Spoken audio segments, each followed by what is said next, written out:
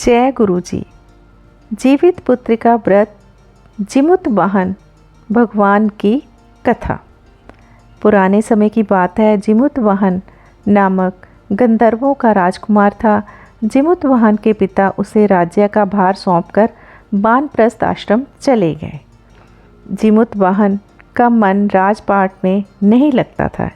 वह राज्य का भार अपने भाइयों को सौंपकर वन में पिता की सेवा करने चला गया। वहाँ उसकी भेंट मल्यावती नामक राजकन्या से हुई। दोनों में प्रेम हो गया और उनका विवाह हो गया। एक दिन जिमुत वाहन को वन में भ्रमण करते हुए एक वृद्धा विलाप करती मिली। पूछने पर वृद्धा ने बताया कि वह नागवंश की स्त्री है। मेरा एक ही पुत्र है। पक्षीराज गरुड़ से मुक्ति दिलाने के लिए नागों ने उन्हें हर रोज़ भक्षण के लिए एक युवा नाग सौंपने की व्यवस्था की है। आज मेरे पुत्र शंखचूड़ की बलि का दिन है। मेरे पुत्र का जीवन संकट में है। वह गरुड़ का ग्रास बन जाएगा। एक स्त्री का इससे बड़ा क्या दुख होगा कि उसका पुत्र उसके जीते जी मर जाए। जिमुत वाहन को यह सुनकर बहुत दुख लगा। उन्होंने उस वृद्धा को आश्वासन देते हुए कहा कि मैं तुम्हारे पुत्र की रक्षा करूंगा और उसके स्थान पर गरुड़ के पास मैं जाऊंगा।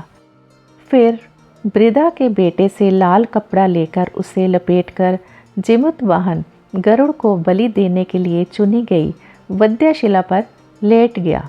नियत समय पर गरुड़ बड़े वेग से आए और लाल कपड़े में लिपटे जिमुत वाहन को पंजे में दबोचकर पहाड़ की चोटी पर जा बैठे। गरुड़ ने अपनी कठोर चोंच से जिमुत वाहन के शरीर से मांस का बड़ा हिस्सा नोच लिया। असहनीय पीड़ा से जिमुत वाहन की आंखों से आंसू बह निकले और वह कराहने लगे।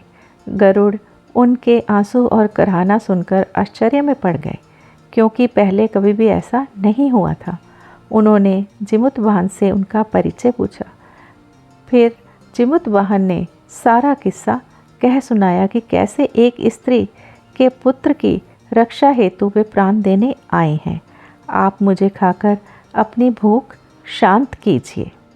गरुड़ उनकी बहादुरी और दूसरे को बचाने के लिए अपना बलिदान देने के साहस से काफ़ी प्रभावित हुए। उन्हें स्वयं पर धिक्कार महसूस होने लगा कि यह मनुष्य होकर दूसरों के प्राणों की रक्षा के लिए अपनी बलि दे रहा है। मैं तो देवों के संरक्षण में होते हुए दूसरों की संतान को मार रहा हूँ। वे जिमुत वाहन की अच्छी भावना और त्याग को देखकर बहुत खुश हुए और उसके सारे घाव ठीक कर दिए और उसे वरदान मांगने को कहा। तब जिमुत वाहन ने गरुड़ राज से कहा कि आप तो सर्वसमर्थ हैं। आप मुझे ये वरदान दें कि आप सर्पों को अपना आहार बनाना छोड़ देंगे। आपने अब तक जितने भी प्राण लिए उन्हें जीवन दान दें। गरुड़ राज ने ऐसा ही किया। इस तरह जिमुत वाहन के साहस से नाग जाति की रक्षा हुई। गरुड़ राज ने जिमुत वाहन को कहा कि हे जिमुत वाहन, जो स्त्री तुम्हारे इस बलिदान की कथा को सुनेगी और विधि पूर्वक व्रत करेगी, उसकी संतान मृत्यु के मुख से भी निकल आएगी।